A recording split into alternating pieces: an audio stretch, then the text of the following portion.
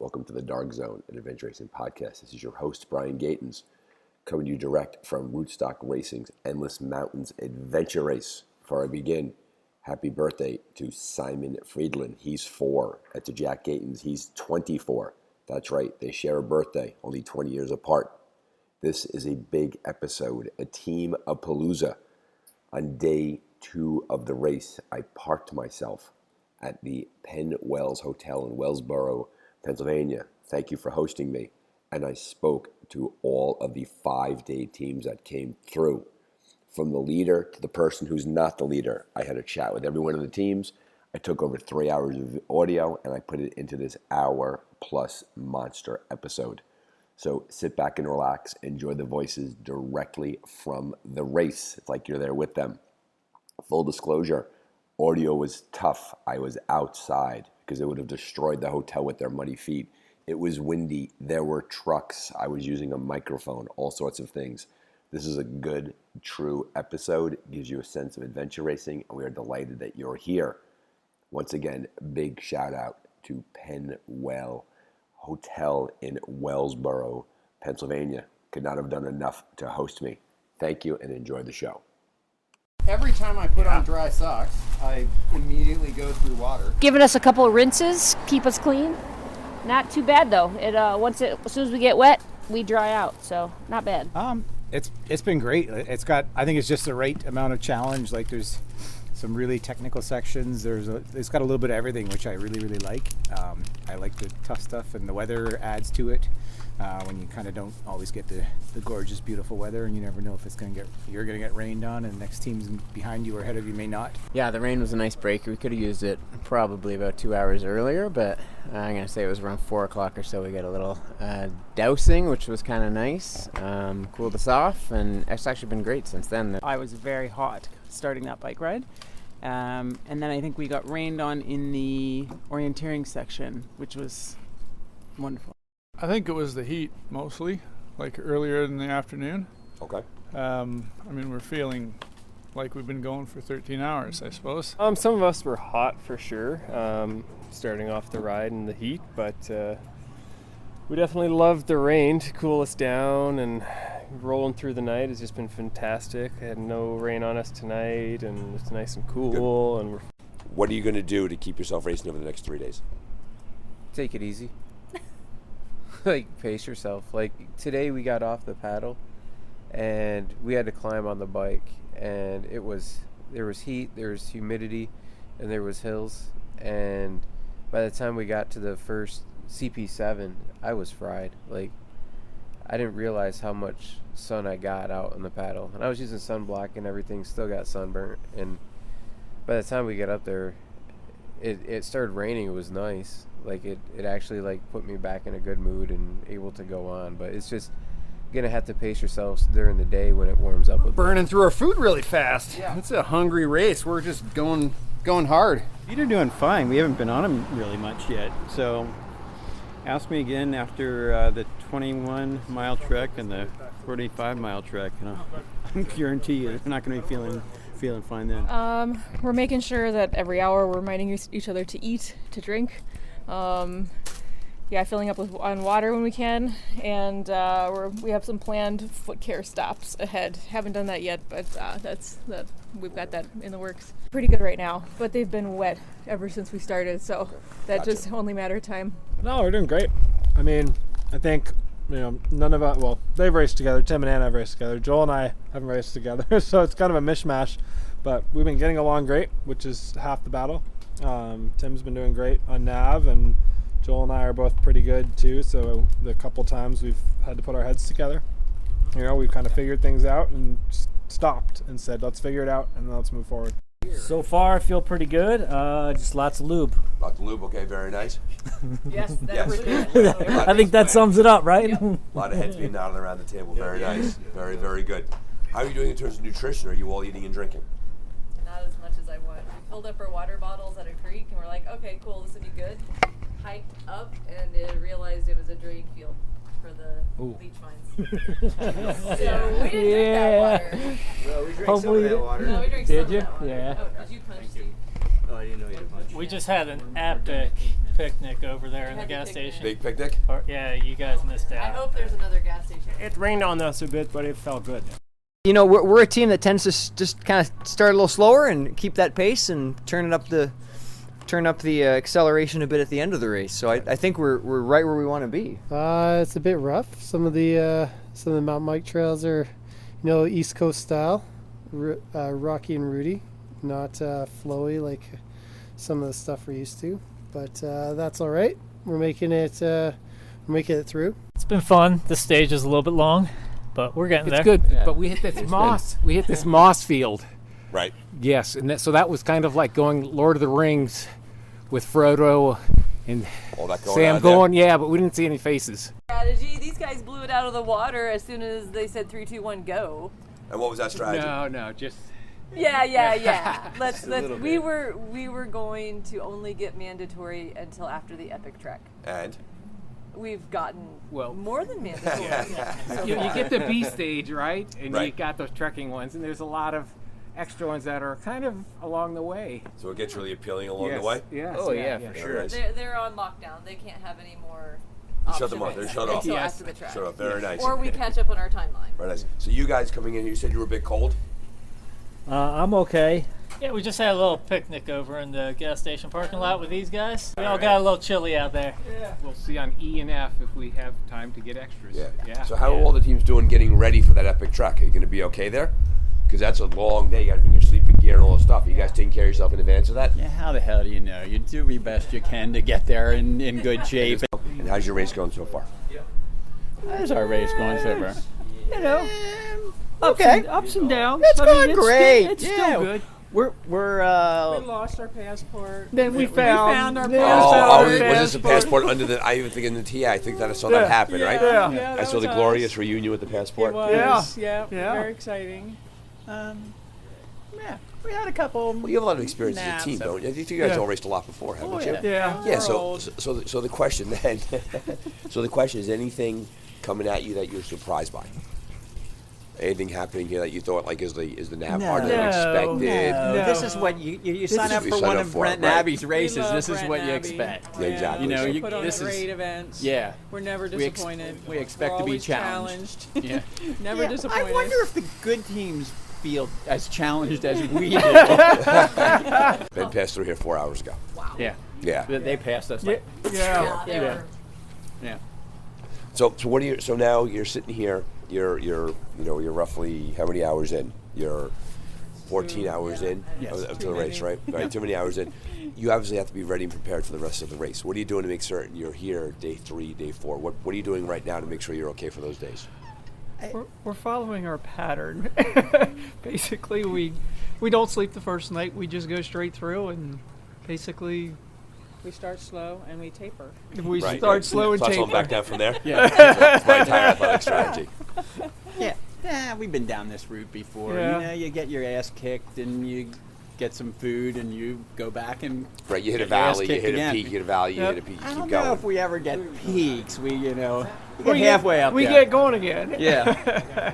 How are you in terms of your bodies? Your feet okay? You hanging in there? Is everything all right there? So far, actually, compared to what I was Well, we concerned haven't going done in. a lot of trekking yet either. Yeah, that's true. That's when we go downhill. That's one thing. So another team commented on that they don't want to get ahead of themselves Yeah. because they still have a lot of time left on their feet. Yep. Yeah. Yeah, we're bikers, so we've been mostly biking. Early impressions, some cool spots. Okay, so the waterfall. Okay, so wait, climbing down to the waterfall, that was pretty cool. I don't know. And then the other one where we had to go 11, 12, and 13, where we had to actually find one and climb up through the water and get those other ones. Right. Yeah, that was pretty some unique stuff. There's a really cool. Yeah, I mean, a lot of rock scrambling sections in water that were really We neat. haven't scrambled yet. Well, we Scrambling. We did some butt slide. Butt boogieing. sliding. That was scrambly. Is the race? I mean, you've done a lot of rootstock races. Where do you sort of rank this from an early beginning part of an epic race? Is it on par with last year? Is it typical right down the course? Races get better every year. Better every year? It's definitely on par with last year. At least there's no hike a boat. Hike a boat. We didn't have to hike a boat. That Very was nice. terrible. That was legend. We're still paying the price for that one from Oh, last wait. year. Yes, and they'll continue Nice. paying the Come price. on. That Brent Nabby, thank you. Yeah. So at this They point, always we're have about. you find the best places, the best scenic little nooks and crannies that people would never find. They make you go there to get a CP. Best part of the road. That's the best part of their race. Is very nice. I was looking down at it like. I don't know. Brett and Abby made up for that first paddle last year with the last paddle, barreling at 90 miles an hour down in the fog without being able to see anything in that river was just rock. Who cares? We're just gonna hit it. Didn't love the portage over the dam.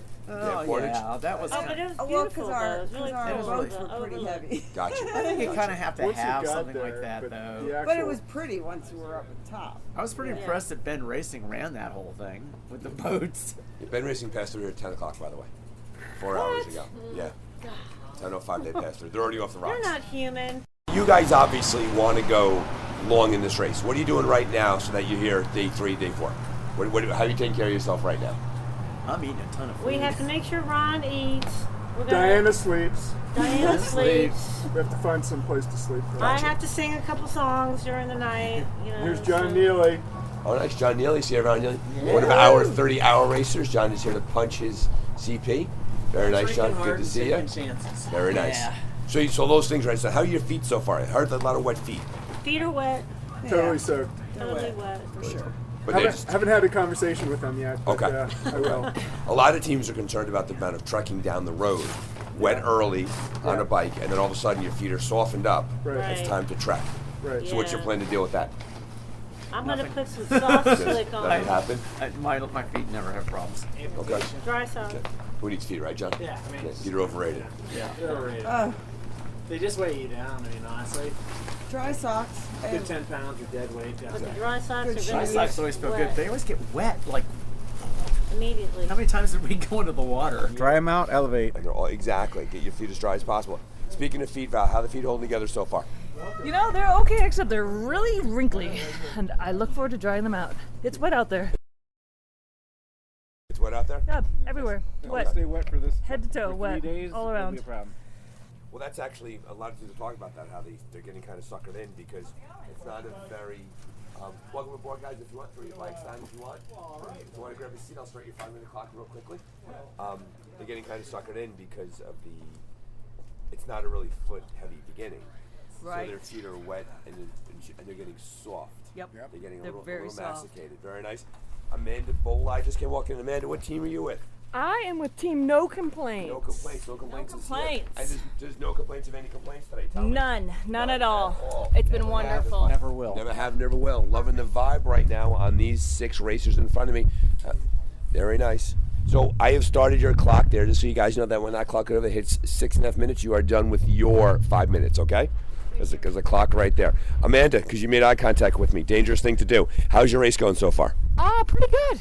Yeah, we're all having a good time still, and I think we're on our schedule. Very nice. Feels like the energy is strong there. Yeah. Good, very. Teammate now, by the way, Doug is helping take off Amanda's pack, working together in here. As I'm standing here, socks are coming off, feet are being exposed. Yes. Very nice. They're waving their feet in the air. So how's your race going so far? Fantastic. I think we're having a good race. I think we're working together really well. We're moving efficiently.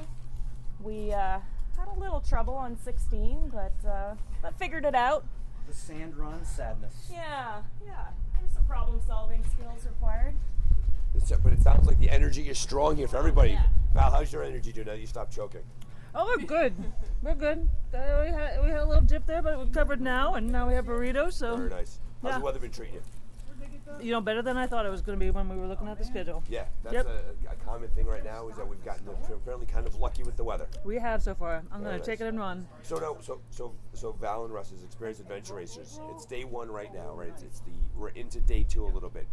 You want to be able to race day 4, day 5. What are you doing right now to be able to do that then? I'm drying out my feet. Yes. I'm eating some food. I'm drinking some water, and I'm sitting my tush down a minute. Talk to me about your exertion level. In terms of how hard are you going right now? Oh no, we just go. You just go. We just go. Keep it steady. I think those guys push. We just go. Let me pop over to complaints. It's no complaints currently. Where are you guys in terms of the course? Are you full course so far still? Yeah. You have. Very nice. Very good. So now that you're inside this the full course option, clearly we want to maximize your efficiency time here. What are you doing right now at this moment so that you get to stay full course? What's going on right now in this mini TA for you? Taking care of each other. Trying to get a little bit of a reset. How are you all doing nutritionally? You staying on top of your food? Yeah, I think so. Very nice. Doug says no. No, Doug says no. Doug never is. Never is. No, he spends too much time looking at that map. Yeah. Okay. So, So he'll get some food speaking of in map, how's that going so far? How's navigation working out? We had we circled the drain for a couple hours around Sand Run Falls, but other than that, I think we've been really good. Okay. And that appears to be typically what's being shared here, by the way. That's where everyone is. You're right inside the slipstream with that. Yeah, it's there's some complication there. Yeah, that a lot gets a of little people tricky. ended up going south and hitting the road that they didn't want to hit. We did. Yeah. Mhm. And then, But that then got there's us no way down. but there's no way but going back up another can of it. Yeah. We did that. Did you guys catch that on the first try? We started down there. We got about halfway down. Then So got wait, like this is south. something's not right. Yeah. And I went back. Good work. The Nice sad job. thing was it was what 150 meters to the. You were so close at that intersection. Yeah. Yeah. Nice job on you though. Good job. Yeah. We also have about, I don't know, 25 more checkpoints than we do now, so. Well, that doesn't matter. You guys still did a nice job. That one was. Depends if we go It for was D12 something. or not. I felt like we were in Narnia a little bit. Yeah, those trailer sections. Those Yeah, we'll junctions talk about were that a little bit. just Yeah, pretty cool hard to looking, like find. in terms of Narnia, in terms of like how cool looking it was, or just And the also, complexity of it. in one door and out in a totally different place. Right. Over and over again. Going in circles a little bit. Yeah. A little sleepy. A little sleepy? Yeah. Okay. But you did come in. I do see smiles. That's a good sign. We like that very much. Going well so far. Settling into the seat. Kind of dangerous. So, Meg, tell me. So, I know you did a lot of preparation in advance of this race. The preparation you've done and the first 15, 16 hours race so far, how are those two things matching up? Makes a huge difference. Having much better time. Yeah, last year was great, but with Coach Seeger's preparation, what we did today was a lot more fun, and I had a smile on my face more of the time versus just grinning and bearing it. Plan basically is we want to hit all the mandatory points. At least in the first leg. in the Two first legs, so that Then we doing can your time optionals, management, and then start to pick up optional points as we get later in the race, and if we have time. if we have But there time. were some very opportunistic optionals on the first B track that it made sense to get. So when it makes sense and we're not getting more elevation or having to work harder, picking up optionals like that. But those are kind of a happy It's 4 o'clock in the morning. The race is now going on 10, 12. That's 16 hours in. You are a 5-day team, right? So you're looking to go as far as you can down the road. Clearly, you're having a good race. Your affect is good. You look strong. What have you been doing right so far? I think we've had awesome route selection for the race that we want to run. And that's not a race to win, but it's a race for us to finish our first expedition race. We both have some 24-hour races under our belt. My only attempt as Kevin Tucker as an expedition athlete was a DNF on day 3. So we're really trying to be really deliberate with our route selection. What was the big lesson you took out of that DNF? Sleep. Never having attempted to race through the night on night 1 before and race all of day 2. And on night 2, we slept for like 6 hours. And when we woke up in the morning, we just really couldn't go anymore. Gotcha. Okay. Jason, how about you? What's your AR race experience like? We did about 10 years of racing, like 8-hour and 24-hour races in like Western PA, and then a couple 24 hours up in Maine. Gotcha. So recognizing that you're now on the cusp of your second day, right? It's Yep. 4 o'clock in the morning. Pretty soon the sky's going to start getting gray and the sun's going to come out pretty soon. It's always good to see the sunlight, Yep. right? So where are you right now in terms of your head, your mental state in regards to the race that you're having versus the race you thought you were going to have? I'll tell you, I am behind where I thought I was going to be. I was hoping to be a little bit stronger coming in at this point, having done at least 24 hours previously. I'm not feeling as chipper and as light on my feet as I was kind of hoping I might at this point. So what's your plan to address that? We were talking about maybe trying to go and sleep for like a little bit on this first night, try to catch up a little bit. Okay. Have you slept yet? No. You have not slept yet. We have Okay. not slept yet. So. Okay. How long now? If it's 4 o'clock in the morning now, how long have you both been awake? Counting the time you woke up yesterday morning. 23 hours. 23 hours. Yeah. Okay. And knowing that you have a race, you have the rest of the race ahead of you, you're probably thinking that it might be worth your while to front load the sleep now. Which sounds like the lesson you might have learned. The big thing we saw, or at least I took away from it, was like just getting barefoot. As soon as you get into transition, just going barefoot. Dry everything out, right? Like, Yep. just letting them walk around barefoot. Yeah. Everybody wears Crocs in transition. He puts his Crocs on right away and he walks around. He gets some. It's embarrassing fashion-wise, but it's good for him, right? Takes care of everything. Absolutely. Okay. We're closing in on the 5-minute mark. Anything you want to leave the newer racer at home who's thinking about doing a race like this? Yeah, I'll say that I felt totally overwhelmed the last 2 days. Right. First event where you show up days before the start line, and to see the phenomenal athletes in the dorm was a really intimidating experience. But when I sucked it up and made the small talk or went to dinner with some of the volunteers, every conversation that we had, I think that Jason would agree with me, we learned something. We took value from the conversations, and that folks were totally willing to offer us those lessons, offer us that value, and that's been just reassuring. And in our race experience so far, it's night one, but I feel a little bit more like we do deserve to be here, even on our first jump into expedition racing. So I'm very happy with what we've done so far. Jason's navigated like a champ, despite him thinking in this moment that he's coming in, below expectations. Very good. All right. Yeah, I mean, I think it's just been an awesome community. I mean, I think everybody's very supportive, and everybody, it's just great to be out. Everybody supports each other, and you learn things as you go, and watching other teams. I mean, it's, I don't know, as hard as it is now, I feel like at some point you got to make the leap and try. I'm super impressed. I mean, there's always something going on. I mean, ups and downs. We have to stay alert all the time. Amazing waterfalls. It's and we have to be on the map at every moment. Great. The guys are doing awesome on the navigation. There was a lot of tricky points. They said they don't hide the checkpoints, but they're really not easy to find. It's well designed. I love the fact that there's these mini trekking legs inside the bike legs, so instead of having monster legs where you're just doing one discipline for a long time, it breaks it up nicely. Navigation has been a little tricky. It's good. It's not super straightforward, which is I think always adds some spice to the course. It's gorgeous.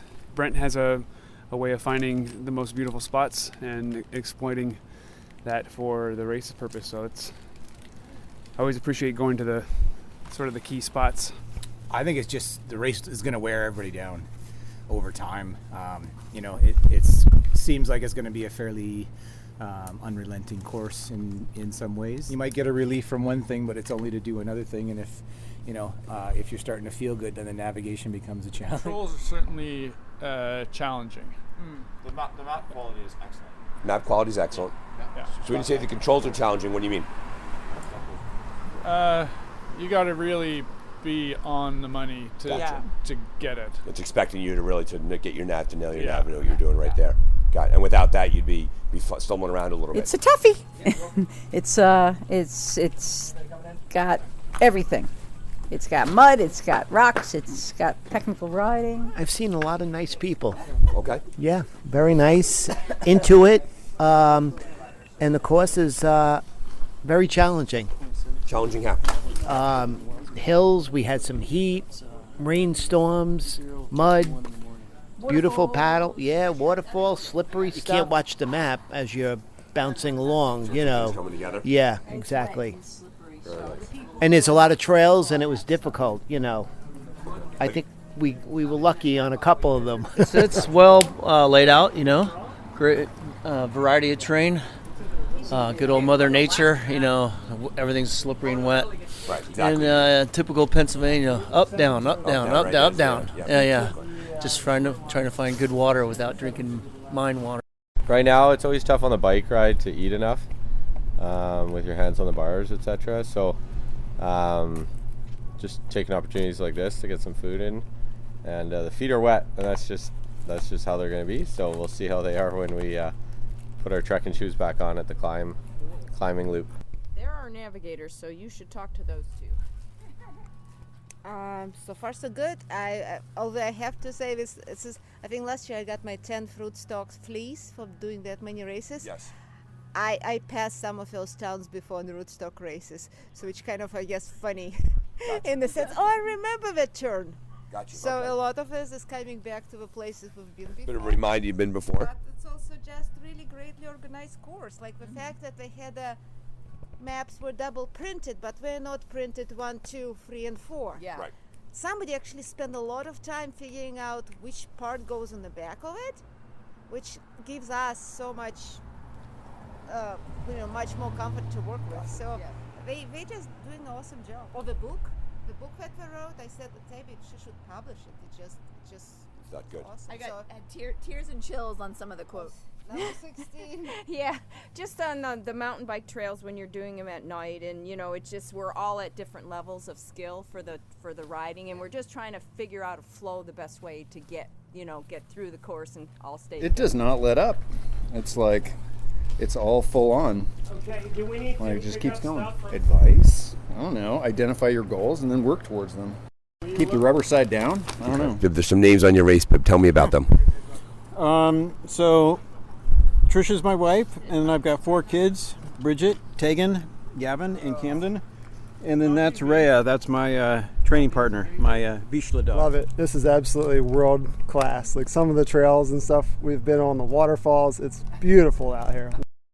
Trek foot loop off the bike, stage B bike.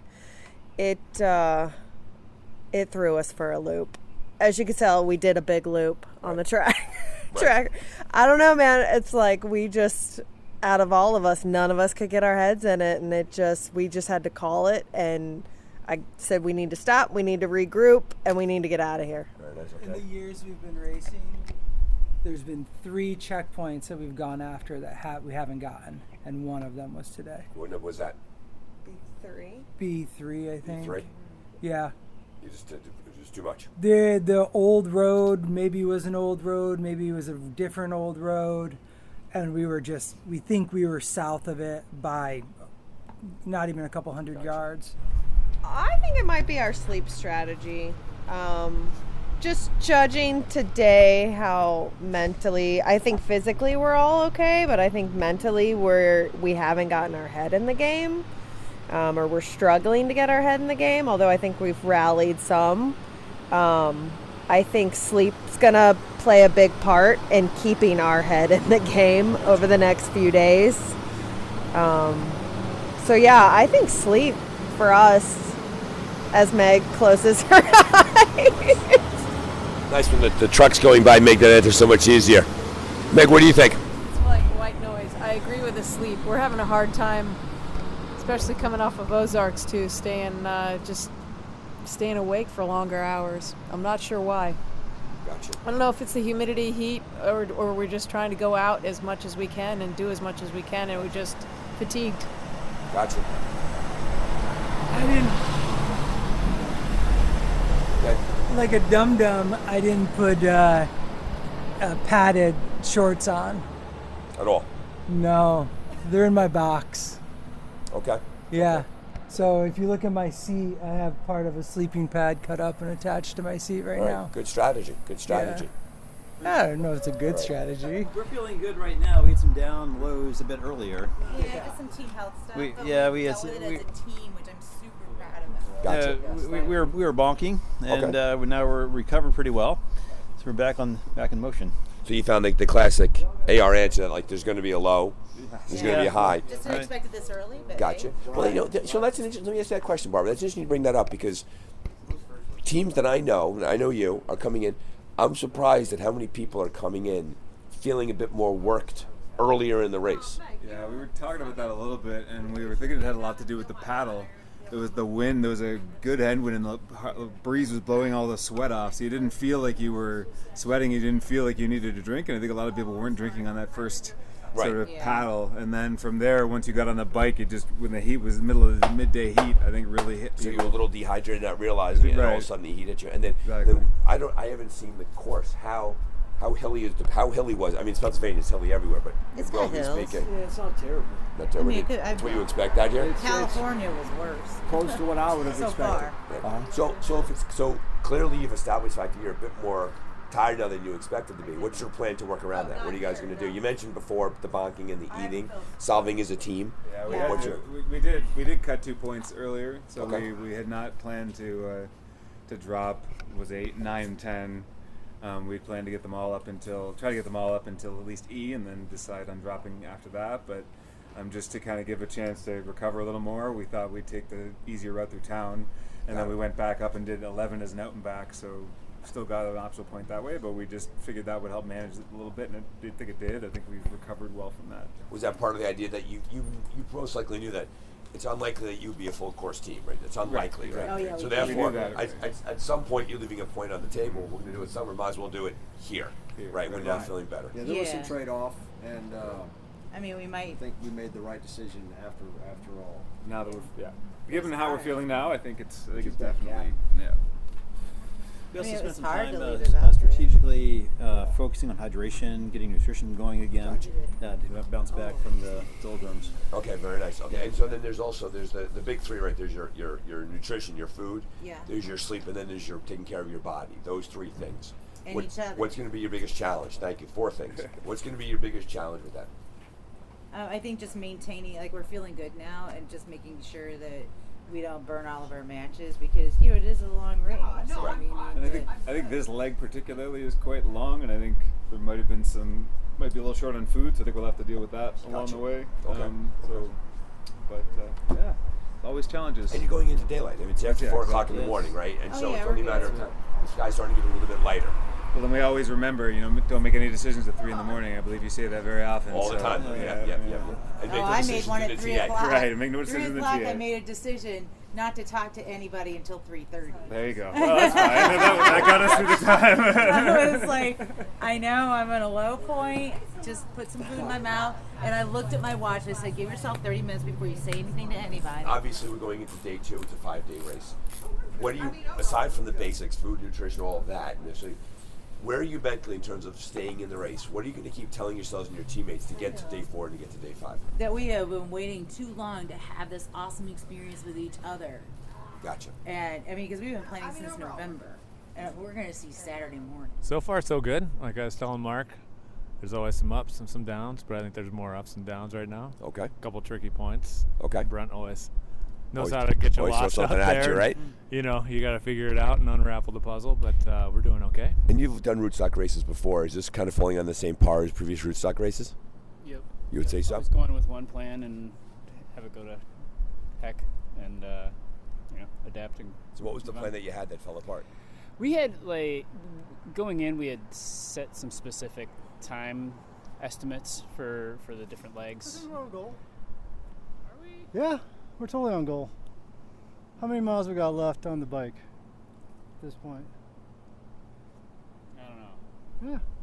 Yeah. Yeah, we got to check the map. Paddle, we started off an hour. We'll check hour after out, this. Hour late.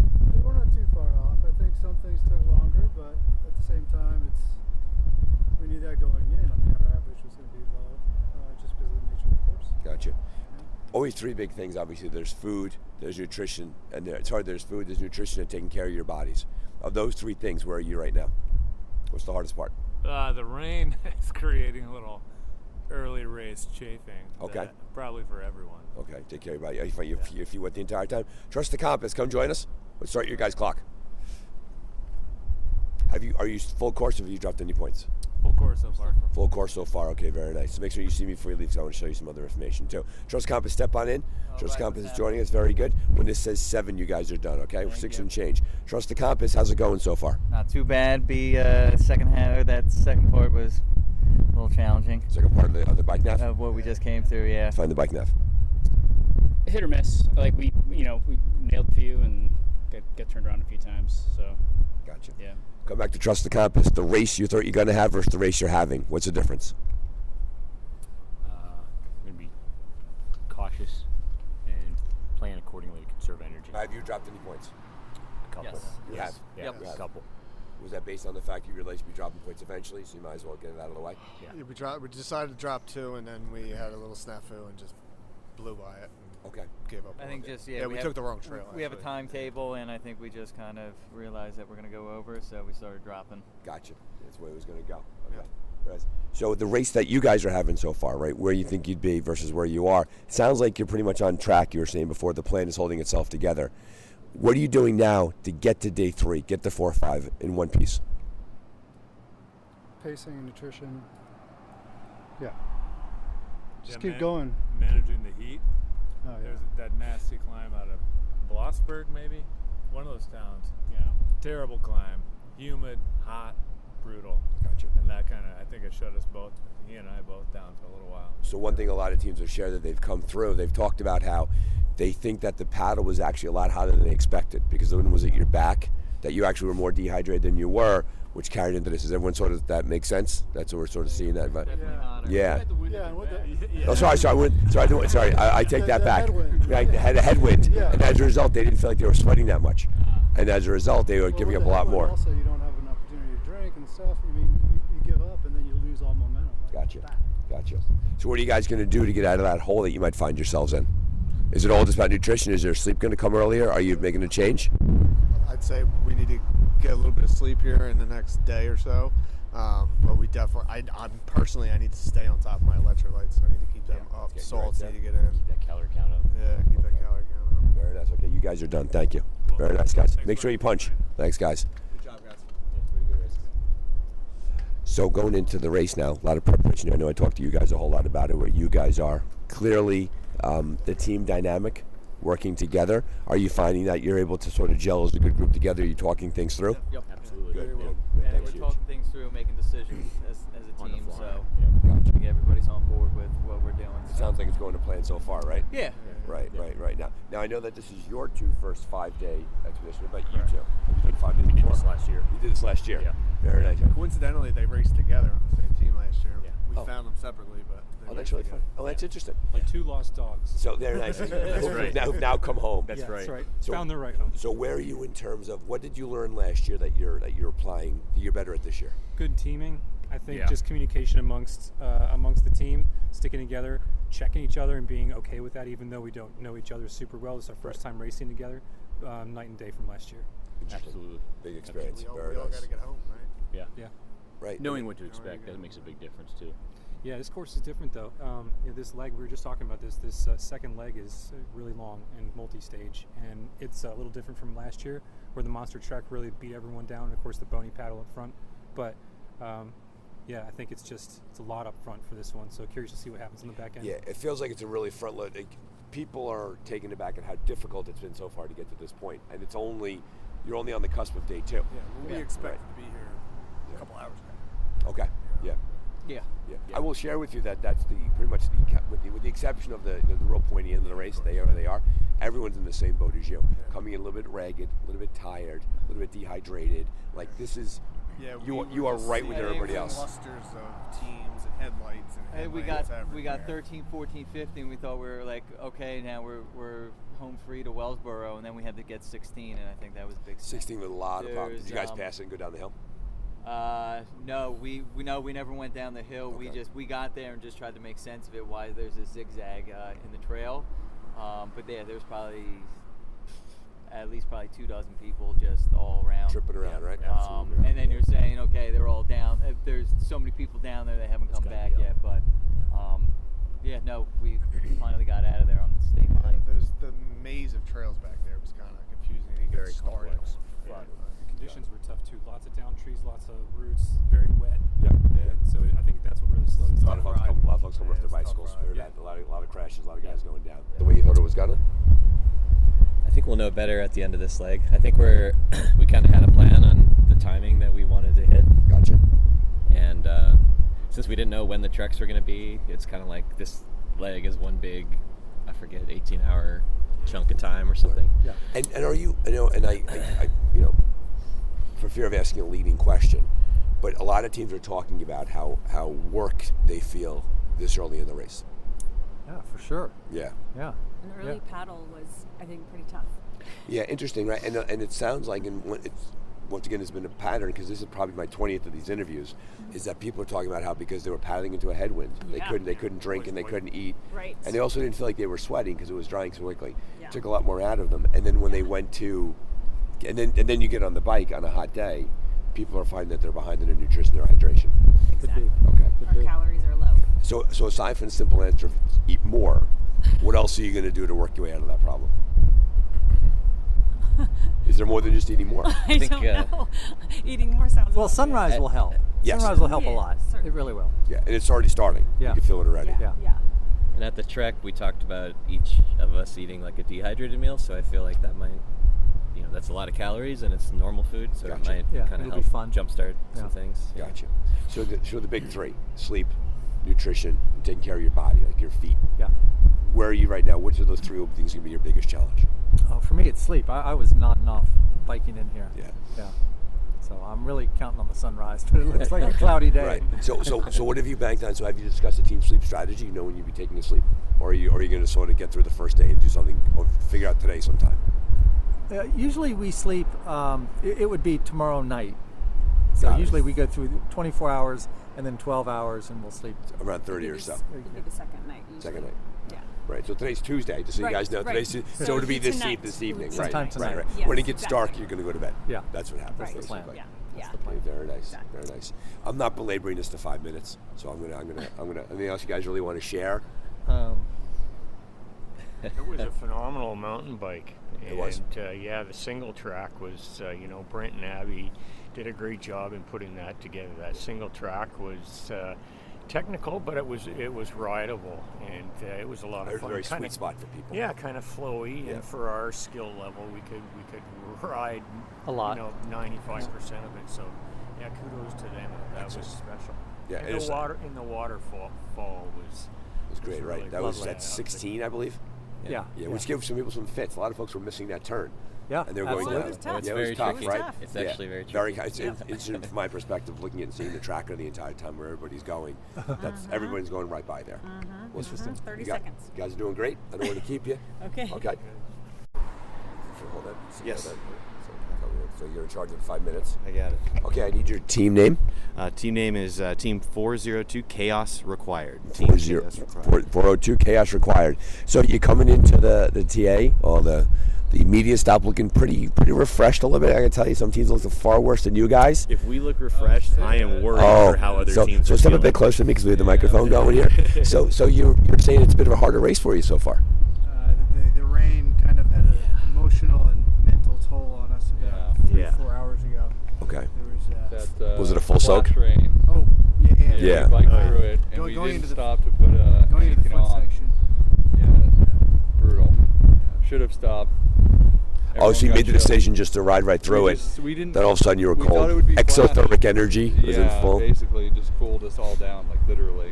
And then the Okay. rainstorms when we were up in the foot section just kept hitting over and Over over again. even once we got our jackets on, and it was just kind of a slog. But we did clear all the points through the stage A and stage B, which we were hoping to do. And then I think we played a smart race. Okay. And we said we're not feeling great.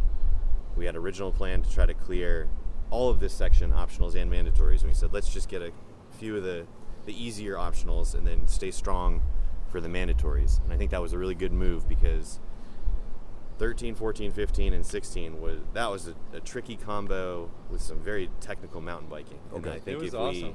yeah, I it was fun. In the middle of the day, and it was the first thing I'd done. But saving our energy for that, I think, was the right move. And now we can hit the day fresh. It sounds like before the race started, you made a business case for the idea. We're not going to clear the entire course. So at some point, we're going to give back points. Yeah. It's better to give them back sooner rather than later. Yes, yeah. And we changed our approach this year. Last year we got out ahead of the field early, and we had the same approach. We just did mandatories almost the entire way through the course, and we got stopped quite a few times, being like, "You're ahead of everyone." And so this year we said, "All right, we're going to go for a lot of the optionals I see. early." So that's the balance right there. Yes. Okay. So we're doing them early this time around, which is good. Yeah, and one of our philosophies is minutes per checkpoint. So if you got some that are dense, we're trying to focus our time where we have dense checkpoints.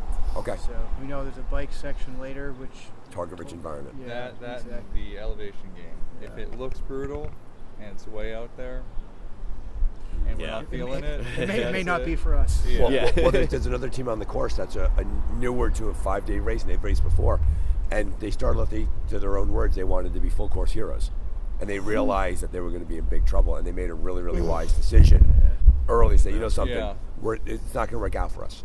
And I think that's interesting that you guys have learned from your experience in the past. You have to do that. The trick is not to do it too much. Right, to go and get that. Okay, the big three, right? Your nutrition, your sleep, and the state of your body, right? Your feet, things like that. Of those three things, food, sleep, body care, which one right now are you most concerned about? Feet. My feet need to be dry. Yeah, body care. Body care. Body care. Yep, 100%. We got beat up. My feet have been wet for far too long. And you're looking at a few big treks in the face. Yeah. The 41 miler. Yeah. That one. So what's the plan going to be then?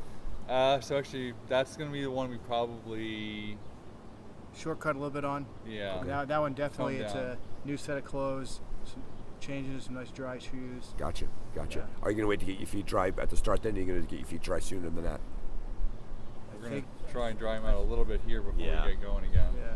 Got it. Just as like a see if the rain. They're going back in some wet shoes though. Yeah. I think all of us have a spare change of shoes in the bins before the big trek.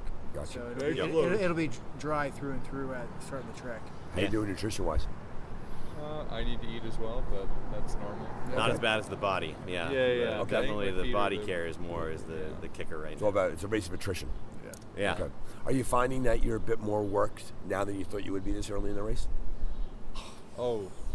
Yes. Yes. Last year we had a blast the entire time. Right. This was probably the first time I was like, what the hell am I doing here? Wow, this is hard. Yeah. Right. It was just and like we didn't get a serious rain. Like it rained a little bit on us, and we're down to like that crazy steam part. Yeah. But we didn't have like a consistent rain that like sucked the like life out of the entire group. Gotcha. Now, did the three of you race together last year? Yes, we had one more last year. Our fourth couldn't make it this year because he injured his knee doing jiu-jitsu. So. Gotcha, but it's a jiu-jitsu. Fool. All right, very nice. Listen, we're at 5 minutes. You guys were a good interview. Thank you very much. Take good care of yourselves. See you on the course. All right, thanks, guys. Thanks, man. Okay, get started. Give me your team name, please. We are Adventure Addicts Racing. Very nice. Thank you, Michelle. Very nice. So here we are. We're at the mandatory media stop. It is 5:46 a.m. It is day 2, the morning of day 2 of the Endless Mountains Adventure Race. First question I like to ask the teams when they sit down, when they get started, is how was your race going so far as compared to the race you thought you were going to have? I think it's going good. Ideal. Very ideal, yeah. Ideal, yeah. I'm very happy. Very rough terrain out there. Rougher than I think we expected. Harder navigating than we expected, I think. So it's going good because of that. Gotcha. Way harder mountain biking than we were expecting. Yeah. But luckily, everybody on the team's a good mountain biker. So we didn't run into that thing where you have somebody in the back, and we were able to basically stay through it and pass teams. Gotcha. So the race you thought you were going to have is the same as the race that you're currently having? Yeah, we're feeling good. We've been pushing. I have sunburned legs. I look like a lobster right now, but I think everyone's in good spirits. We've got everything so far. We're really happy with that. You definitely came in here in good spirits, right? Hooting and hollering down the block, feeling good. You know, you physically you're carrying yourself well. Now the team dynamic, right? Always, any race you always have to work with negotiation and conversation, figuring things out. What strategy are you using to keep the team together? I think the men are doing whatever the ladies tell us to do. Gotcha. It's a wise strategy. Yeah. Wise strategy. One good thing is everybody's capable of everything. Good. So we've been flip-flopping navigation and taking care of each other, and I've been a little bit of Sherpa. And normally I'm team captain of this ability. I'm like, hey, can I just be the Sherpa and not do nav? And so Brenda's done a lot of the nav. Great nav. Yeah, so we're really working. I mean, everybody can do everything, so it's really fun. So I know just for the interview itself, where are you in terms of checkpoints? Are you clearing the course? Have you dropped anything? Clearing the course. Okay. Now the always the big three, right? There's always your nutrition, there's your sleep, and there's your body care. Those are the three big things you have to look for, right? Of those three things, and obviously you're all eating in front of me right now, so the nutrition part sounds like it's being sorted. Food, body care, and sleep. Which of those three things do you really want to focus on to keep going forward? Remember, it's only day 2. Sleep. I think we talked about sleep a lot before the race, and sort of had an overall goal of how much sleep we'd like to get before we get to the finish line. Gotcha. We haven't slept yet. Okay. What's your strategy and, there? We might take a 20-minute power nap in the chairs over there. Okay. Before we get on and get to the ropes a little fresher. Okay. Very good. And then maybe that'll carry us through the rest of the day and into this evening. Gotcha. So catch a little something now, right? Yeah. And So sleep we don't get in a sleep deficit, perhaps. Sleep, throw some caffeine on top of it, see Yeah. where it goes from there. Yeah. Okay. But not a big sleep, a short sleep. Slow one up. Just Yeah, catch and we'll something. do a bigger sleep late tonight. Kill some of the darkness by sleeping. Yeah. Very nice. Yeah. How about body care? I know you have the lobster legs, you have the sunburn. Right. Yeah. Very nice. Very, very, very attractive, Michelle. Very nice. It warms my heart. Zombie what toes. else? Very nice. How we doing with the feet? How wet are your feet? How beat up are they? They're wet and soggy. Yeah. Definitely wet and soggy, but Not one no. person's had a hot spot or anything, Yeah, right? no, We've it's not holding stopped up. to fix our feet. We basically, everybody's prepared, and he was sleeping with goo on his feet with socks on last night and everything just to prepare. Uncommon strategy. So this is the first race that I have done expedition without clipping in. I'm using runners for the whole race. Okay. And I think particularly on that last bike leg, it's been a game changer for how my feet feel right now. I think so. Okay. It's just particularly with all that on and off the bike. These bike shoes really aren't as forgiving as sleeping though. Yeah, for me anyway. The hot spots and blisters. Yeah, so I think it was a good decision. We're all riding runners for the whole race. Gotcha. Yeah, Okay. we made that decision. Try that. Yeah. Mechanical So, well, Chip's been doing it for a while. Yeah, I've been doing it. And I'm glad because we hiked a bike a lot of that. Yeah. That Yeah, we mountain did. biking was technical. We had to, we needed to be able to walk the bikes a lot. Well, take some equipment off the table. It's one Yeah. less set of shoes. Yeah. Your pedals aren't going to break. Yeah. Well, like you still break, but you know what I mean. Yep. It's less mechanical now. Well, how is the race progressing? Not in terms of good or bad, but as you expected it would or would not. I think we're a little behind schedule. I mean, we ran into some issues trying to find our way out of CP16. I think a lot of people did. I mean, aside from that, we're gonna catch up to our anticipated race times. Gotcha. So you thought you'd be in a different part of the race course right now, and then some nav issues got in the way? Yeah, exactly. Gotcha. And I would assume, too, if it being what it is, it's not solely nav issues. There's probably a combination of factors, too. The weather probably turned against you at one point? It wasn't that bad. I mean, we just pushed through the weather. The mountain biking definitely we slowed down because of the It mud. was so slippery. Yeah. Muddy. 13 to 16 was slow. Yeah. And I think I think you've raced long enough to realize that put you squarely with the rest of the world. Right? And this is our first. I This mean, is our we're first all ever. newbies to expedition racing. Our Okay. longest race is 24, and then we've done 18s. Okay. So we've kind of jumped in with both feet. So now you're bumping up against the distance, right? Because if we started at 10 o'clock, but you really got to. What time yesterday morning did you get up?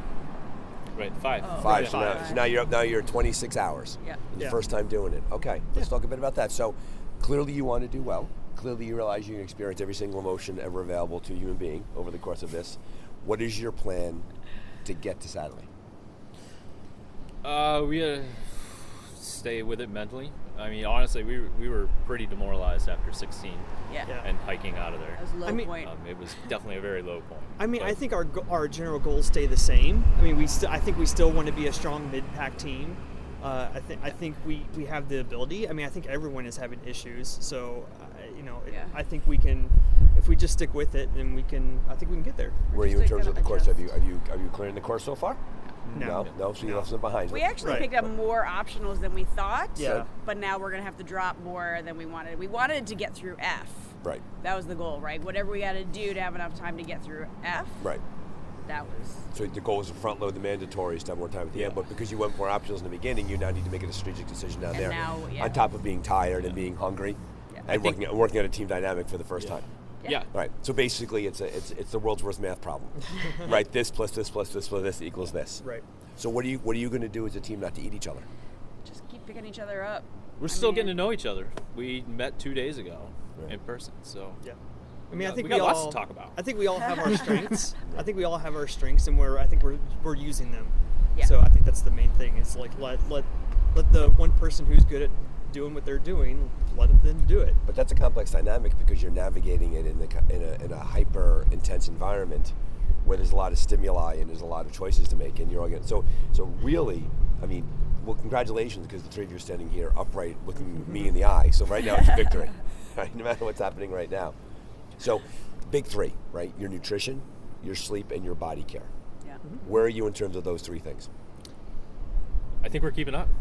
I think we're good. Well, I mean, obviously haven't slept yet. We haven't slept yet. Right, but right. Food, But food and water. no one food has and water. slept yet who's actually here. Yeah, Okay. exactly. I think nutrition probably the mountain biking kind of took a toll, and we probably didn't eat as much, but we tried to catch up afterwards and make up for it now. Yeah, gotcha. And then body care. I mean, I think we're doing what we can. I mean, obviously, we with the break in the rain, that hopefully brings some dryness for the next couple days. Did you get poured on pretty bad?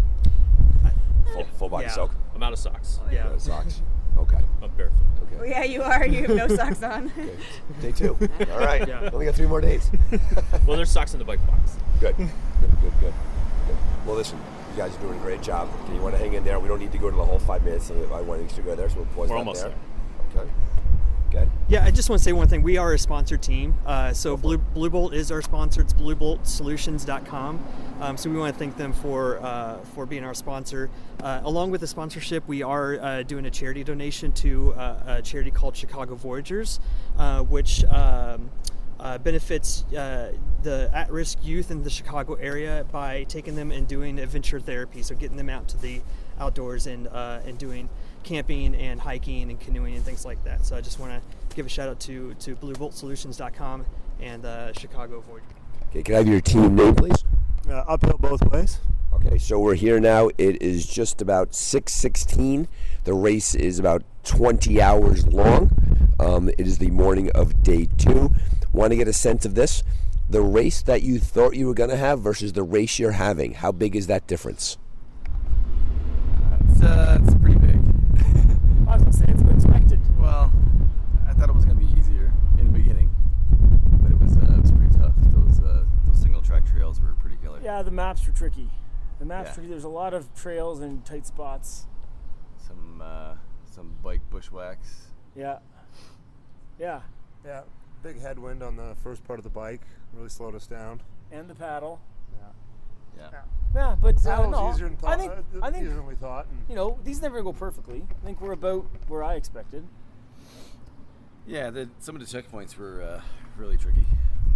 So I think they cut a lot of teams off guard. Gotcha.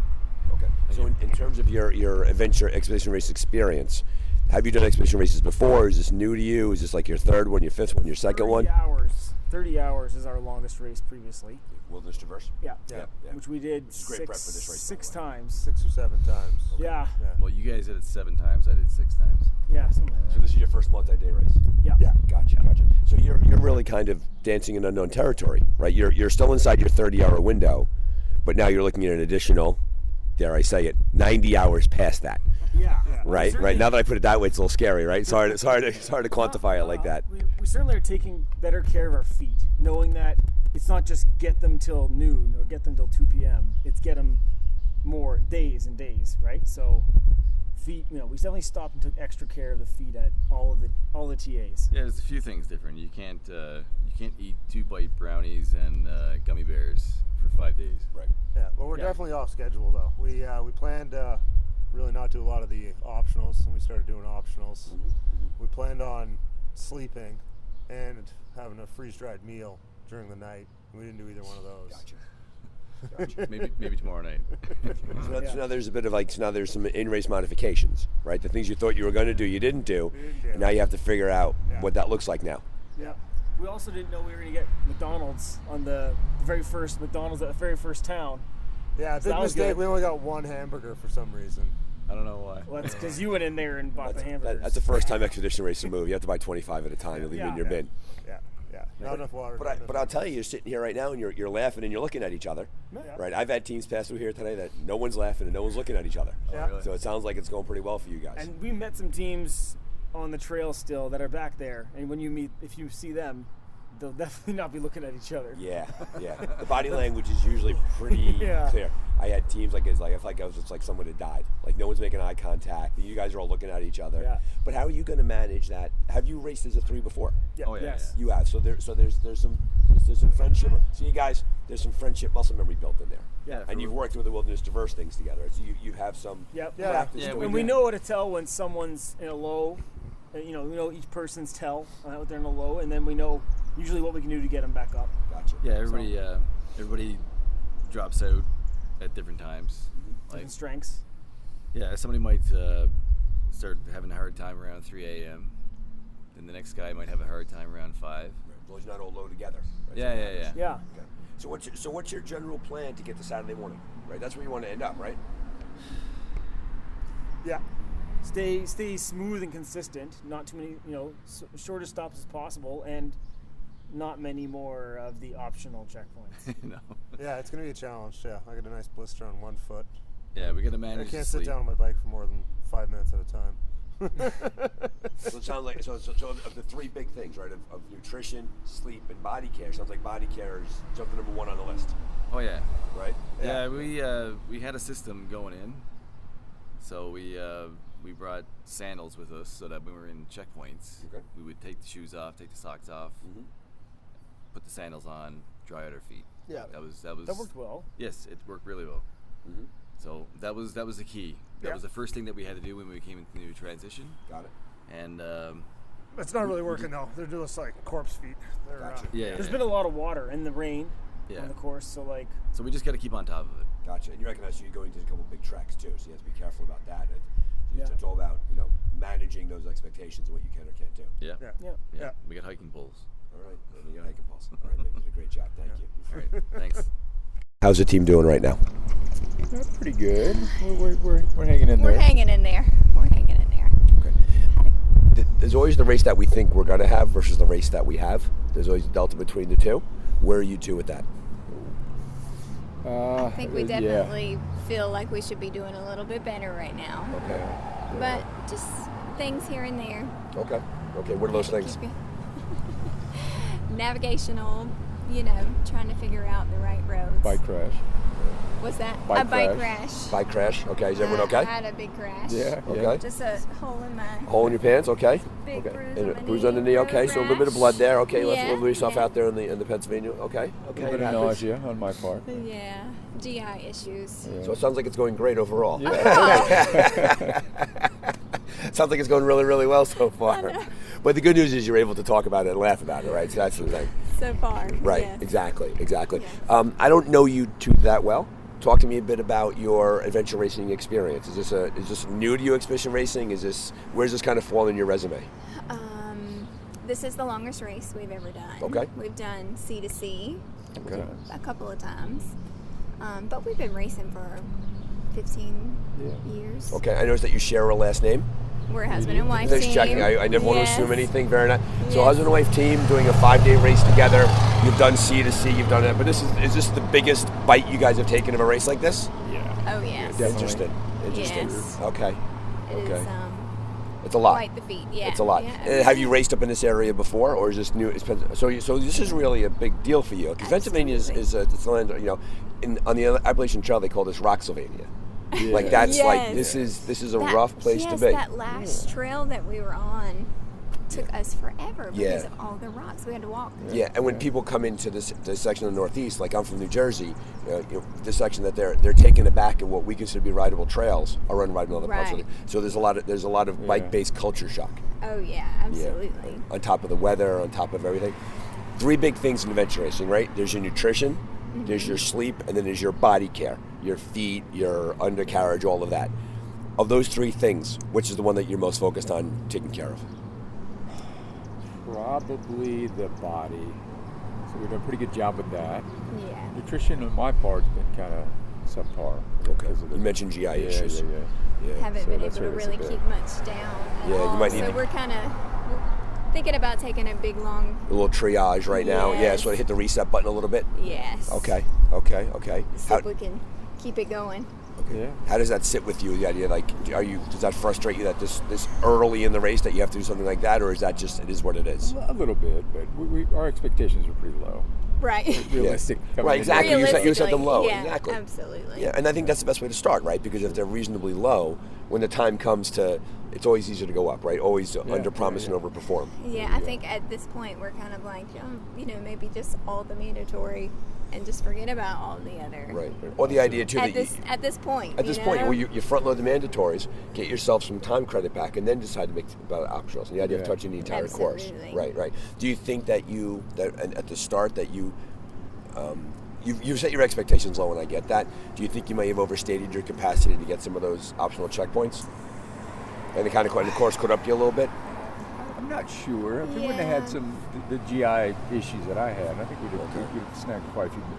I mean, we've got a few optional. Yeah, so you're out there, right? You're slugging away out there, yeah. Right. And at the end of the day, adventure racing is really the only person you're racing is really yourself. Yeah. When all said and done, right? And people we had a team in here earlier before. They're newer to expedition racing there, and they were so obsessed about where they were in relation to the rest of the field that they haven't quite got the idea. It can change at any point. Anything can happen. Okay. Oh yeah. Sure. Very nice. Very nice. Listen, we don't need to go the whole 5 minutes. We're right there. Okay. Time flies, right? When you have fun. Yeah, you guys did a good job. The first question is always this: there was a race that you thought you were going to have, and compared to the race that you're currently having as it's going so far, how big is the difference between those two things? Night and day. Night and day. Okay, so say a bit more about that. We're not having a great race. Not having a great race? Okay. We started out strong, but we had a lot of navigation issues last night, which was very, very frustrating. Okay. That is frustrating. That gets to you, right? And, and everything's sort of going on there, right? And the weather doesn't help with all of that, right? Yeah, I mean, the weather's actually been not bad. Yeah, the weather wasn't bad. It hasn't been terrible. Okay. We just haven't. The nav just isn't coming together the way you want? Oh, and we didn't realize that checkpoint 11 had totally B11. Yeah, B11 had totally moved. Still, and so we were trying to find it, but it didn't exist as on the map. So it was had been replotted on a different supplemental. So you spent a lot of time in it. We were stuck on that because it was on the map.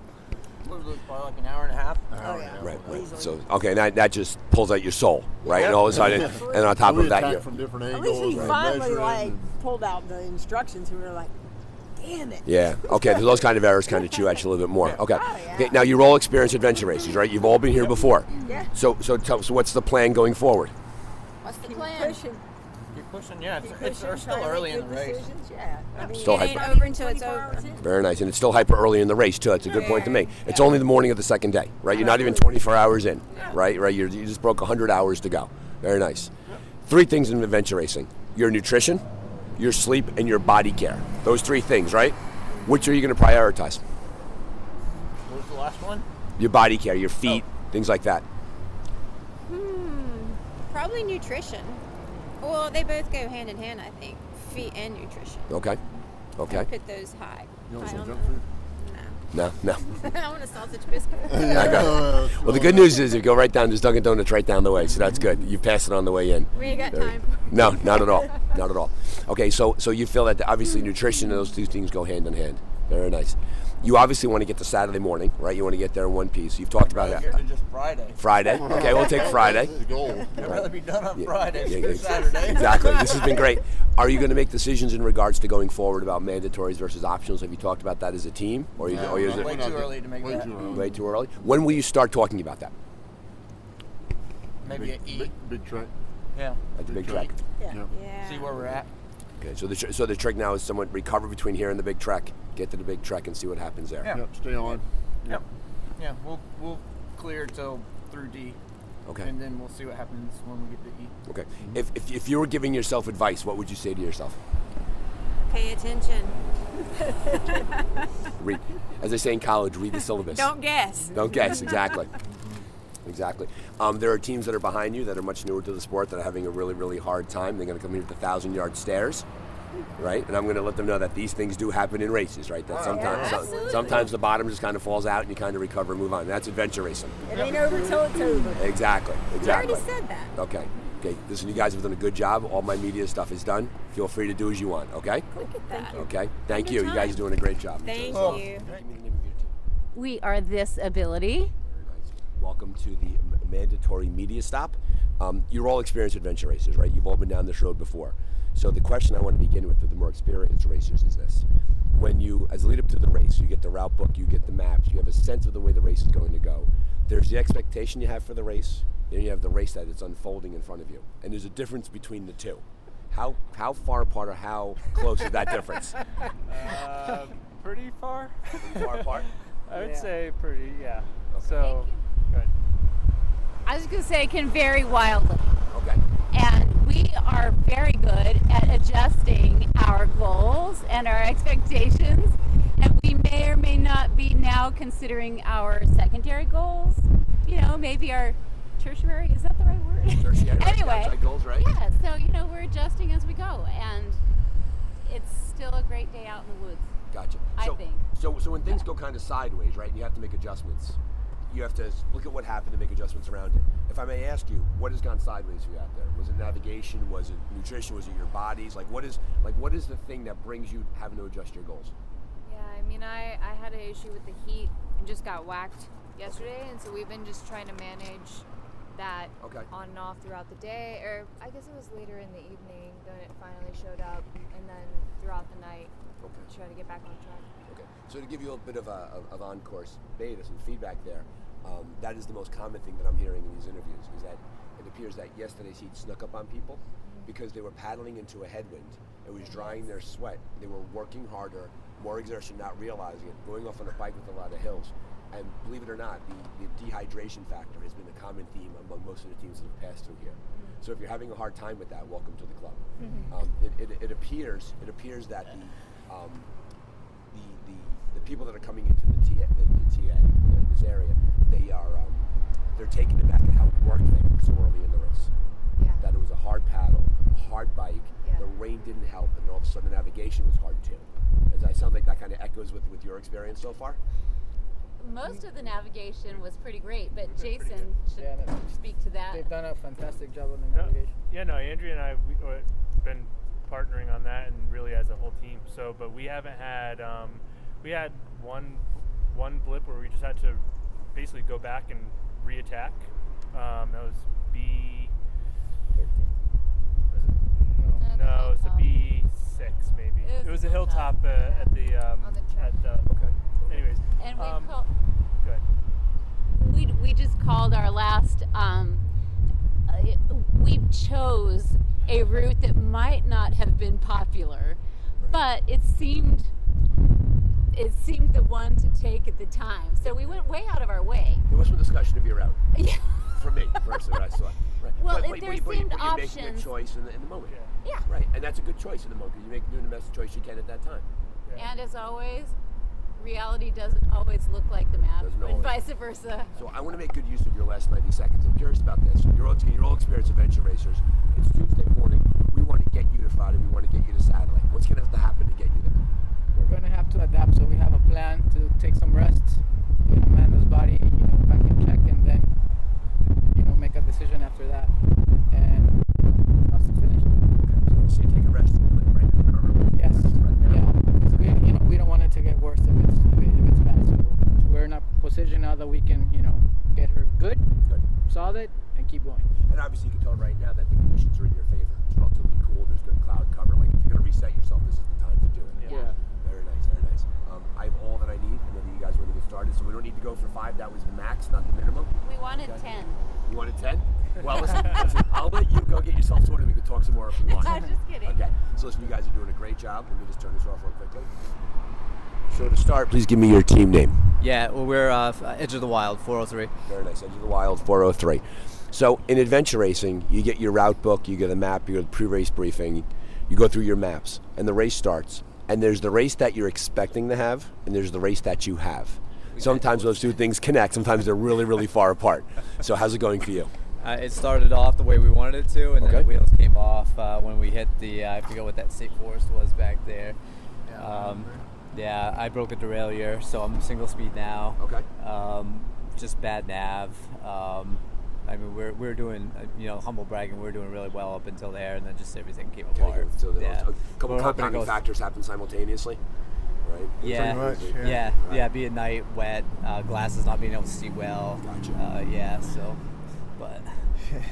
So hopefully it goes back the other way. So recognizing that you have the difference now in the delta in what you wanted versus what you're getting, what are you going to do now to sort of bring that closer together? To bring it close together? Yeah. Well, stay light. Hopefully we'll get some renewed energy, some renewed focus. And, we've been navigating well again. I think getting on that track over at 18 will be a nice change. Gotcha. Just get some confidence back.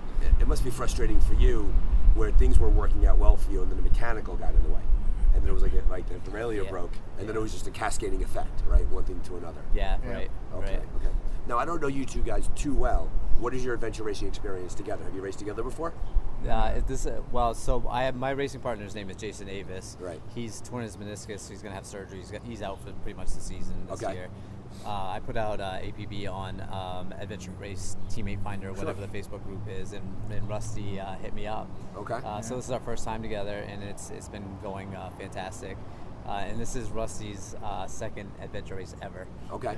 Okay. So Rusty, that's a pretty big jump into the deep end of the pool. Yeah, 10 hours to 5 days. Yes. How's it feel? Rough, right? Very rough. Are you having like the out of body experience? Like, oh my God, I'm still awake and it's day 2 and it's all these days are in front of me? No, a lot of cramps in my legs and then a lot of soreness from the saddle. Okay. So what's the rough plan going forward? Get over to 18, I guess, and just it's like you said in your podcast, like things change, right? Like it's rough now, but it's gonna get better. It's gonna get better, right? We're just gonna hold it out and wait till it gets better. Gotcha. So obviously the big 3 in adventure racing are your nutrition, your sleep, and your body, right? Your feet, your saddle sores, things like that. Of those 3 things, which one do you have to prioritize right now? Do you think? I think we're struggling with sleep. I mean, not sleep, but just general fatigue and tiredness, I would say. Yeah. We just got some food at a gas station, so we feel good about that. Okay. How are your feet doing? My feet are great, just the saddle sores. Yeah. Those are kind of rough right now. Yeah. Okay. Long time on a bike. Yeah, and the good news is, like, depending how much longer the bike is, get off the bike as soon as you can. You get that respite, right? You get to change your movement and things like that. You change some clothes and in your bin and things like that. For sure. Okay. You want to stay on the course. You want to keep rolling along, right? Aside from those adjustments to those things, what conversations do you think you have to have both with yourself and with each other to be able to stay on the course successfully? What do you have to tell each other? Yeah, I mean, for me, it's like because we had that rough section, like it can get in your head, losing confidence and like knowing like we did well and we can continue to do well. Gotcha. And like my concern right now is I feel like we're getting behind our course time that we had set for ourselves. Okay. So I think for me, our strategy is to try to get back that we're skipping optionals now. Gotcha. To get back onto that. And late in the game, there's some really CP dense areas, so we want to make time for that. And that's a common strategy that other teams are talking about, that they're shifting away from mandatories and optionals, just mandatories, to claw back some time credit, and then later in the race use that to themselves. And also recognize too that every optional you go for is expended energy that can be used someplace else down the road. Right. Yeah. And so the goal is to stay on the entire course and touch every part of the course. Exactly. Yeah. Exactly. Very nice. Yeah. All right, fellas. I don't need to go any further than that. Only 4:15. All right. You guys did a really nice job. The race that you think that you're going to have, the race that you want to have, versus the race that you're having. Sometimes those two things connect, and you're having the race you want. Sometimes there's a big divide between the two. Yeah. Where do you put yourselves? We're about 50-50. There are some parts of it where it's been hell. In other words, the pack raft. Okay, we made a bad decision on the pack raft because it seems like the tandems were working a lot better out there in that open water and everything. And then, Chip's been navin mostly, doing a great job. But we had a point last night that cost us. It was a bunch of hours. Okay. What point was that? Which one? 16. 16. Yep, 16 is a lot of people had a tough time with that one. Yeah, well, unfortunately, we identified where it was and where we had to go. We sat there at night looking for the trail or something close to a trail, and it took daylight to go. Oh, there it is. There it is, right there. Okay. You just walked right down it. That was it. It's like everything looks like dirt. Yeah. So now, in terms of that, and so you said that was hell. You said 50-50. What's the other half? The other half is, what's really good about adventure racing? I think when you don't have to spend all night. In other words, there are some races where you get your maps early or the night before, and you have to plot everything. And then it's like, it just it's that better actually to get is them the day of, because then you have some time, but you're not really going to have enough time. So you kind of just got to do it on the fly rather than staying up all night long the night before, methodically planning everything out, and then And even though he says methodically, it's like, okay, you methodically, right, the first time, right, and then you do it a second time, and then you do it a third time. So it's like, by the time you get done, number one, you get no sleep whatsoever, and then it finally gets done. But I like the way that they did this race where you can drop off all your gear. It's done. It's over with, and Right. you get to sleep a full night. And Focus wake on the up- race. Yeah. Exactly. Wake up in the morning at breakfast. Even that's a bonus. Exactly. Well, you're right, and they did a good job with that, right? They It's easy to did. get started. They did. You know, adventure racing, the big three, right? You Yeah. have to worry about your nutrition, you worry about your sleep, and you have to worry about your body, your feet, and things like that. What of those three things is giving you the most concern right now? I'd say my feet probably, just because I have a left foot that just seems to give me problems, so I just have to baby that one. Okay. But I mean, walking around for 5 hours looking for a checkpoint on rocks in the river doesn't help in either. bike shoes. In bike shoes. In yeah. bike shoes, yeah. They're not giving. They're not Yeah. forgiving. So a lot of folks are going with platform pedals and using their running shoes, Yeah. and those people are having a much better time because of the technical nature of the mountain bike. Yeah. They're able to do that. I still have to come to terms with that with the climbing. Yes. I'd have a hard time. Yeah, I'd I have like a hard pulling up time on the with climbing pedals. too. And I that's agree. what, yeah. I've been riding clipless for my entire life. I don't think I can switch to it. How about you? What's your big concern of those three things? My legs. My legs actually, and you know, my belly is a little bit soft. Gotcha. Like, you know, and not because of beer, but I'm saying, but because of, you know, queasy soft. Right, yeah, you wish you was responding better the way what you were expecting. Just Yes. things Yeah. that you think would taste good don't sound appealing when you're Exactly, kind of 24 turns your hours stomach in. a bit. Yeah. So, in our last 30 seconds, I want to ask this. You clearly have set some goals for yourself for the race. Do you have to adjust those goals markedly based upon the first part? Yeah, we'll at have to first make we sure- wanted to win, Yeah. Right. and then it Who got doesn't? Yeah, and then it was like, then it was fourth, and then it was sixth, and then it was eighth, and it was like, okay, whatever it takes. Right. So, yeah. So clearly you have to adjust what you're considering success. Our success, we're trying to clear the If course. we clear the course, that would be success. Yes. Gotcha. And are you right now, are you full So course? far, On the so way, far, so yeah, good. But Okay, we very have nice. to be really cognizant of the time.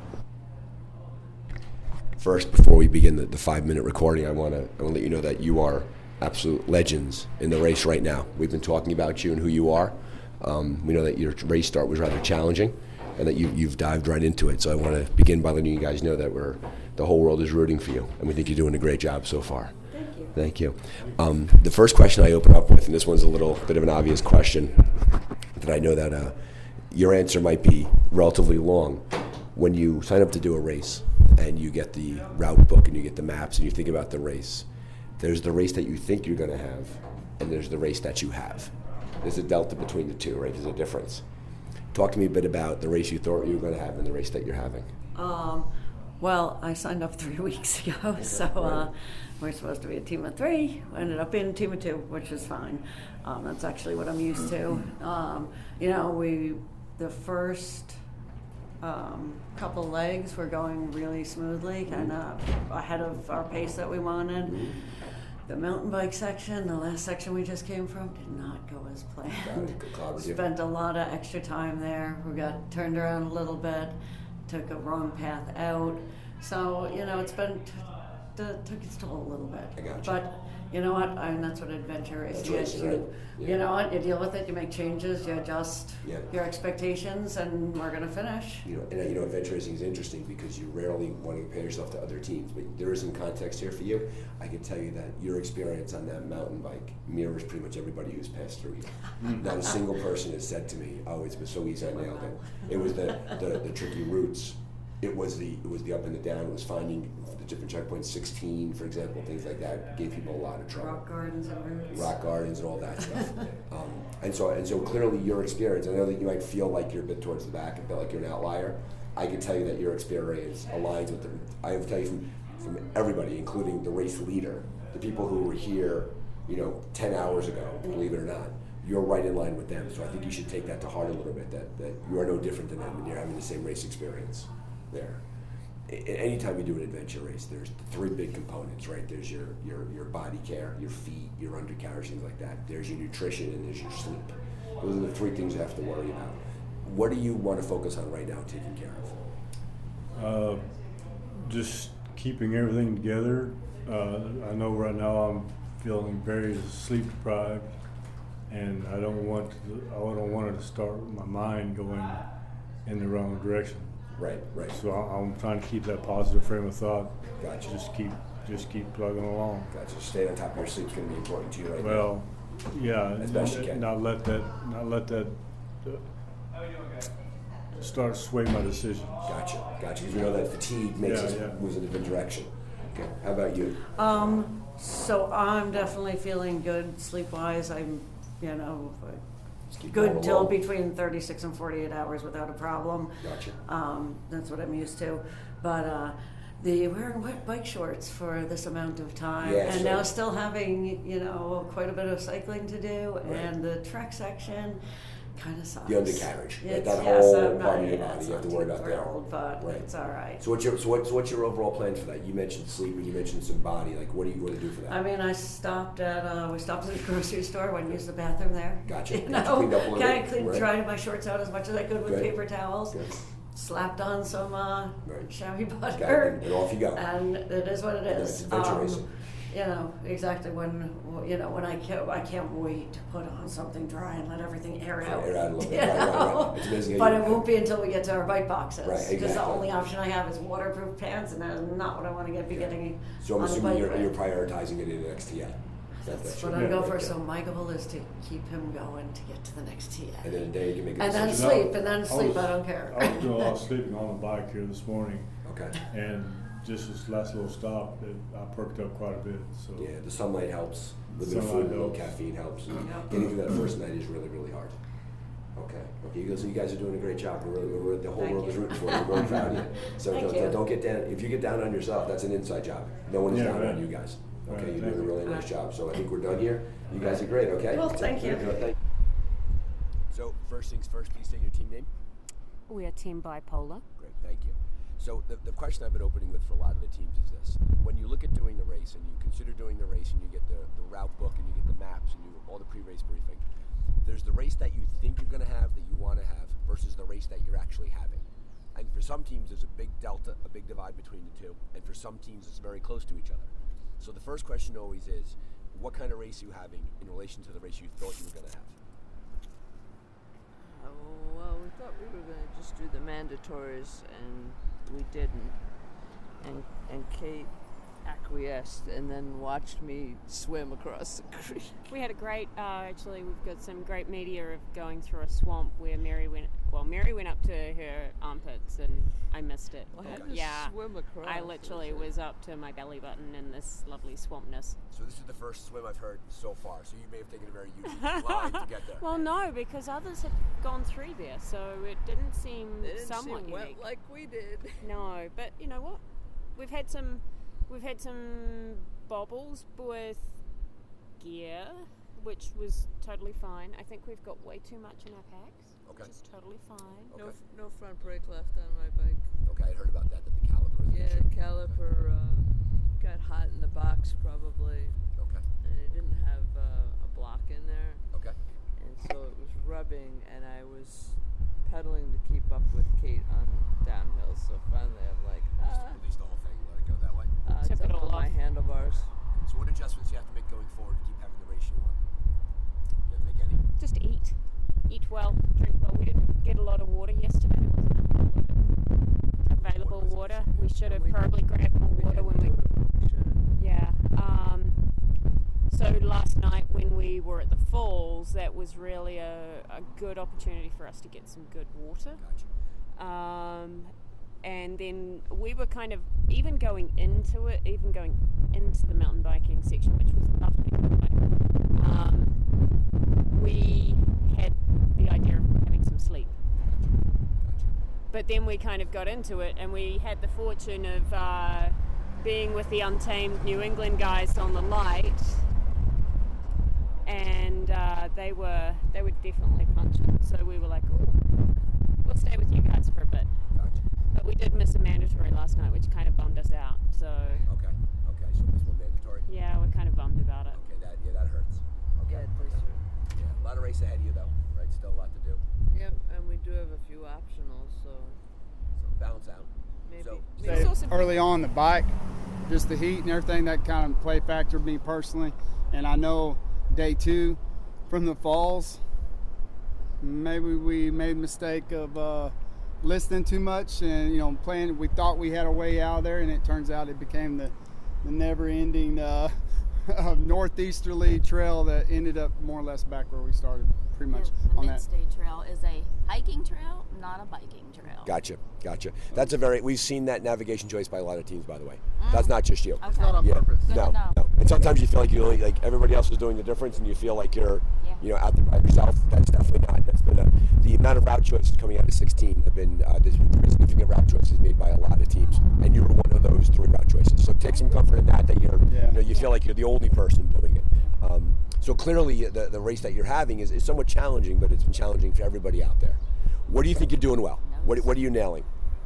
We're around 25 points, 24 points, if I got my number right. And so we got some options. We got all the mandatories so far, and that long hike sucked the life out of us, and major time sucked too. That hurt us quite a bit. So we're probably going to focus heavy on mandatories and get to the finish line. It's kind of adjusting from here, because we got a few extra points early on. Gotcha. So the idea of focus on the mandatories, get some time in the bank and see what happens? Yeah, we got to bank some time. We got to catch up a little bit on that time. So. Okay. We're doing really good on teamwork, though. We're looking out for each other. Oh, these guys are amazing. And I got to brag on these guys. Kelly's like the bike mechanic, and I think he fixed 2 bikes on the trail, fixed a guy's chain that had been working on it for an hour. He gave him quick link, all that. Got him going again. He gave up his hanger for a derailleur. Moonhowlers, they're good friends of ours. Gotcha. And we hung out with them as long as we could, help them out. Did you take very good care of that? These guys, everybody, it doesn't matter what it is, they help people. So gotcha. If there's anything to take away, everybody has their moment. It doesn't matter. Race stops, we help. And so I got to commend these guys. Let me ask you a question. That's a spot on point about adventure racing. Really, the big 3 kind of exists, right? Your nutrition, your sleep, and then your body care, your feet, your undercarriage, the rub spots. What do you, as a team, what do you need to focus on right now? Of those 3 things, what's the big priority for you right now? We need food and water. We just chowed down at the gas station, but we do need to get some more food. Gotcha. And we just got water, but I've been reminding everybody, I'm a dietitian, so I'm all about, are you drinking, are you eating, are you drinking, are you eating? And I'm eating for everybody. Gotcha. Yeah. That's true. Right. Well, eat to win very often, they say, right? The teams undereat because you eventually you stop having an appetite. Right. And we got to get to the we got to get to the trek, because we got a planned longer sleep there. We had about 5-10 minutes, but so you haven't slept. You haven't slept yet. We had about 20 minutes sleep. Took a power nap. A little power nap. Along like some high voltage boxes. Gotcha. So that was fun. Oh, very nice. A little bit. Okay, first things first. Say the name of your team, please. Udis. Very nice. So sitting with Udis in the Wellsboro diner, doing a little unpacking of the race. So here's the first question I always like to ask: is when you sign up to do a race like this, you spend like a lot of time in advance thinking about it. You look at the website, you start doing research, you start training, you look at the race book, and then you get the maps, and then the race begins. And before the race begins, you have a vision in your head of how you think the race is going to go, and then the race unfolds in front of you. And there's very often a delta between those two. There's a separation between those 2 events. How would you describe the difference between what you expected versus what you got? I think that the race, like the stage A, I think went as expected. But then it was unfortunate that we had a teammate fall ill, and that obviously is never going to be expected. So that just kind of turns the whole race on its head. So what did you do then? When that happened, so when the teammate grew ill, and she's fine, by the way, which is good. When she grew ill, walk us through how you adjusted around those expectations. We grabbed her pack because we were cycling at the time. When it became very clear that she was not well, so grabbed her pack, slowed down, and we were rolling into town. So we just rolled up into the McDonald's, sat in the shade, went inside and got some ice, and she went and took care of what she needed to take care of. Yeah. And it was good. She knew herself and knew her body, which was wonderful. She was the best person to take care of what she needed to take care of. And we kind of were up in the air. We were hoping to sit for like half hour or so to an hour and recover, and then get back on and go. And she let us know really quick that was not going to be possible, unfortunately. And kudos to the race directors. I mean, they handled that like pros. Obviously, we weren't going to leave her, there and just press on, so you lose time. But we're committed to finishing, and as best we can at this point. But you're chasing the pack at that point when you stay and take care of a teammate and make sure she's okay. And Abby and Brent, they got there as quick as they could and resolved the situation as quick as they could. So kudos to them, and I hope Amanda's recovering and listening. Yeah, and most likely what is that recognizing that, there are very few teams in this race that are going to win the race, right? The pointy end is really pointing really small. So everybody else who's chasing those racers has to make adjustments to the way they approach the race. And so it sounds like the adjustment that you made while you're down a teammate and while you're disappointed somewhat, you're really not that far off from what was really going to happen, right? You were going to do the best you could with what you had and get as many points as you could. Our goal was always to finish the race. So we knew that we were going to have to probably short course several sections, and we started off that way so that we could hit the ones that we wanted to, the optional points that sounded the most fun or the most interesting. And at this point, we're short coursing the whole thing. So we're just hitting all of the essential points. To your point, like it would have been fun to play around in the backfield, with a couple of short coursers, and you get that little competitive because you're going to see. I think we could have been there had we not had that incident. We would have been playing in the backfield with a few people, and it would have been nice to just leapfrog from point to point, with the short coursers, but it just didn't work out that way. So there's a certain benefit, obviously. There's a social side, right? You get to see other teams, get to be around them, and now you're in that tough position of it's a bit of a lonely race right now for where you are. That being said, you sounds like you have a good plan to get back into the meat of the race. And what does that plan sound like? What do you guys plan on doing? We're just gonna skip a few points and head out to TA2 and see who's still around. So a little bit of background on the race. I don't know you guys too well. Have you raced together before? Is this a new combination of teammates? Is this did the universe bring you together? How did you come together as a team? We met on Sunday. I came back from an expedition race earlier this year. I don't know, 2 weeks later, I was like, I forgot how hard this was. I want to do this again. And dropped a note to the race directors, and they pointed me towards Who Dis as looking for another teammate. So have you two raced together? We have not. So now Amanda, who's not here, has she raced with any of you? So you're this is fascinating, right? So you're a brand new team of four. You're four strangers thrown together, taking on an incredibly difficult challenge, and just sort of seeing what's going to happen. Yeah. So I saw this race last year. I did the Stockville, and I was committed to doing it. It was just on my list, and so started recruiting. Megan jumped on, and then we reached out to Abby and saw if there was any other people looking, and that's how it was born. And so tell me what's the origin behind the team name. Because we didn't know who was going to be on it, so what better name, right? And nobody knows our faces, so they're like, who dis? Jason went ahead and registered early because it was going to happen, And so originally he and I were going to race as a team of two, and then we were really looking for a team of four. So he put in the name when he put in the registration. It's perfect. And it's worked out the way it was supposed to work out, and it keeps doing that, right? I mean, as challenging as the race has been, it's exactly the way it's supposed to be at this moment. So let me ask you another question about that. So there's three main components during an adventure race, right? There's your nutrition, which, by the way, for those at home, the team right now is chowing down on. I see French fries and toast and eggs and bacon and hash browns. So it sounds like you got nutrition covered. And then obviously there's sleep. And then the third part is like body care, right? In terms of taking care of your feet, taking care of your undercarriage, all of those things. How is that working out for you? How are you managing the material parts of the race? It's definitely been a lot of rain, so everything has been wet for a very long time. Every time we get a chance to kind of sit and dry something out, we do, but that slows us down. So we're trying to minimize that, and we've been both of us, or all of us, have been changing socks on a regular basis and making sure that everything is clean where it needs to be clean, putting on tape and reapplying all the stuff that we need to reapply as often as possible to try to. Even before that, we did do some Zoom calls, and our wonderful Lori here, we started a spreadsheet, and she filled out an entire strategic plan. Obviously your strategic plan goes out the window, but it still is a good foundation. Where we, what we need at different checkpoints and what gear we should have on us versus what we shouldn't. So. There was a lot of pre-planning that went into something like this, even though we didn't have a chance to train together in person and stuff like that. We did do a lot of that. Lori, while you're chewing, sounds like you want to say something. No. It's all been said? Very nice. Okay, guys. Great. Good. Well, listen, I'll let you guys eat. Thank you very much. Thank you. Well, there you have it, folks. Episode number 70 of The Dark Zone, live from the Penn-Wells Hotel in Wellsboro, Pennsylvania. All the teams had a great time. They were gracious and fun, and they spoke, and they met their due diligence of talking to me for 5 minutes, and I'm grateful to them. Hope you enjoyed listening to this true, raw gonzo episode of podcasting.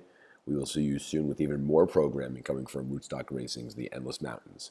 And last but not least, happy birthday to Simon Friedland and Jack Gatens, 4 and 24. Great numbers. Train safe. Bye.